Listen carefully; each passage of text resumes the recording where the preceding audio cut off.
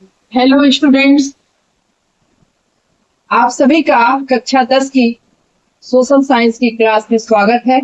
आज हम पढ़ेंगे लोकतांत्रिक राजनीति पार्ट 2 में अध्याय 1 सत्ता की साझेदारी।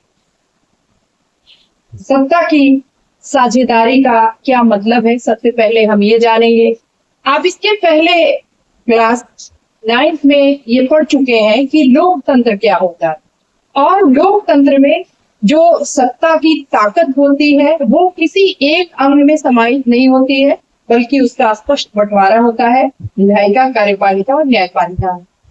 ठीक यही इसी तरह से अगर आप ये देखें कि जो कोई भी देश अगर है तो उस देश में अलग अलग भाषाओं के लोग, अलग अलग जातियों के लोग, अलग अलग धर्मों के लोग पाए जाते हैं, और उन सबको सत्ता में हिस्सेदारी मिलनी चाहिए, उनका हक मिलना चाहिए। जब तक उनको उनका हक नहीं मिलता है तो किसी भी देश में संतुष्ट नहीं होने वाले लोग लड़ाई झगड़े करते हैं और तमाम तरह की परेशानियां उनके लिए खड़ा।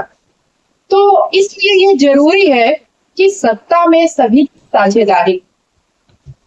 अगर मान लीजिए कि आपके घर में खाना बने और आपको ना मिले और सारे लोग खा रहे हो तो आपको बिल्कुल भी अच्छा नहीं लगेगा। ठीक वही बात किसी भी देश के मामले में लागू होती है।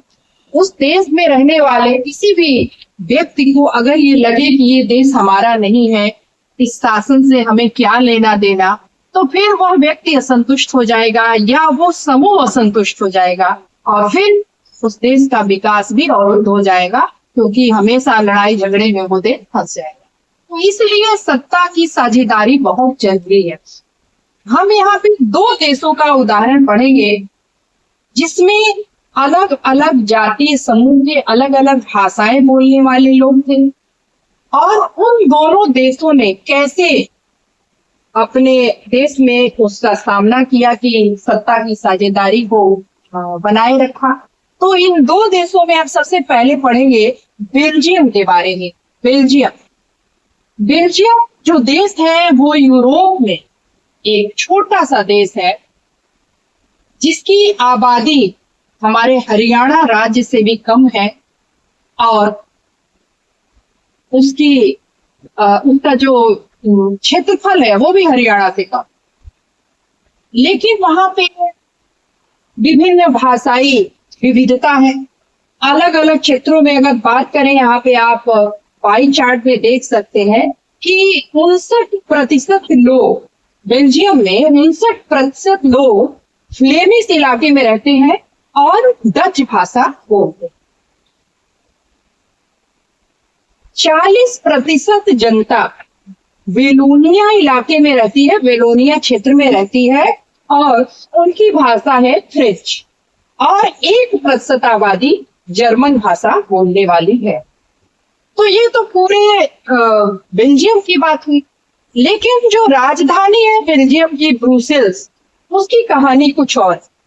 यहाँ पे अगर हम देखें तो ब्रुसेल्स जो कि बेल्जियम की राजधानी है, वहां पे 80% लोग फ्रेंच भाषा बोलने वाले हैं और डच भाषा बोलने वाले 20% लोग हैं। यानी कि राजधानी में फ्रेंच भाषा बोलने वाले लोग बहुसंख्यक हैं और पूरे देश में डच भाषा बोलने वाले लोग बहुसंख्यक हैं, यानी जिनकी संख्या ज्यादा है। तो स्वाभाविक है कि जब 2 भाषाई समूह है तो उनमें लड़ाई झगड़े होना आम बात है। और 1950 से 60 के दशक में बेल्जियम में फ्रेंच भाषी और डच भाषी लोगों के बीच बहुत सारे संघर्ष में, बहुत सारी लड़ाइयां। तो फिर ऐसी स्थिति में वहां के नेताओं ने कौन सा रास्ता तलाशा जिससे उनके देश का विकास हुआ, और जो बेल्जियम का मॉडल बना पूरी दुनिया के लिए उदाहरण बन गया। यहाँ के नेताओं ने एक समाधान का रास्ता निकाला जिसमें जो सभी वर्ग थे उनको सत्ता में साझेदारी दी गई, हिस्सेदारी दी गई, उनको सत्ता में उनका जगह दिया गया। तो हमने देखा कि किस प्रकार जो बेल्जियम है उसमें दो भाषाई समूहों में संघर्ष हुआ। संघर्ष के कारण ये थे कि फ्रेंच भाषा बोलने वाले लोगों की संख्या कम होते हुए भी 40% बोलने के बावजूद फ्रेंच भाषी लोगों का वर्चस्व था बेल्जियम में, क्योंकि ये लोग काफी पढ़े लिखे थे, आर्थिक रूप से समृद्ध थे और बहुसंख्यक होने के बावजूद डच भाषी लोगों का महत्व बेल्जियम में उतना नहीं था। तो ये कारण रहा संघर्ष का, और संघर्ष के समाप्ति के लिए जो रास्ता तलाशा बेल्जियम के नेताओं ने वो ये था कि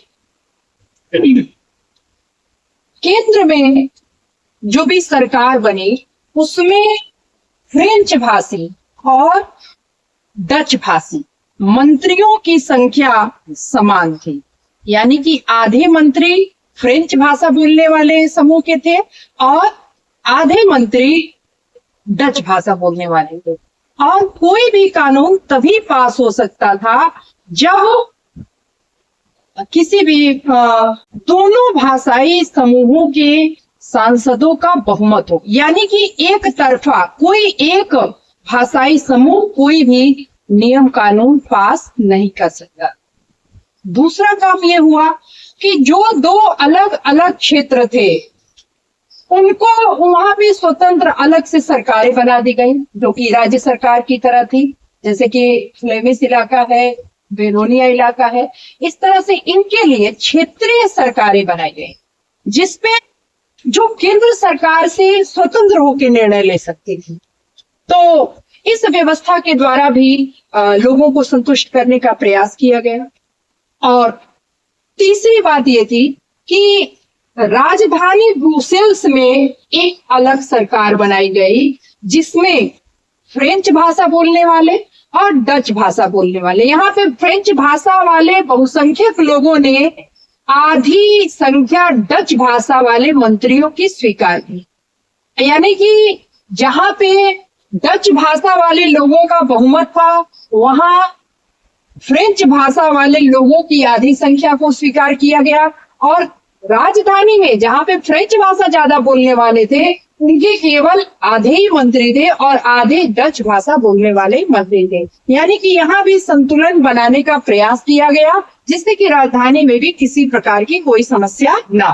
और एक तीसरे प्रकार की भी सरकार बनी जिसको सामुदायिक सरकार कहा गया। सामुदायिक सरकार, और सामुदायिक सरकार कैसे काम करती थी? केंद्रीय और राज्य सरकारों के अलावा यहाँ एक तीसरे स्तर की सरकार भी काम कर रही थी, यानी सामुदायिक सरकार। और इस सरकार का चुनाव एक ही भाषा बोलने वाले लोग किया करते थे। तो इस तरह से जो बेल्जियम मॉडल है वो दुनिया में काफी प्रसिद्ध हुआ और इस तरह से तालमेल बैठा के और सत्ता में सभी लोगों को जगह दी गई जिससे कि उस देश में शांति व्यवस्था स्थापित हुई और बहुत सारे देशों ने इस देश के मॉडल को अपने यहाँ अपनाया। बहुत बहुत धन्यवाद।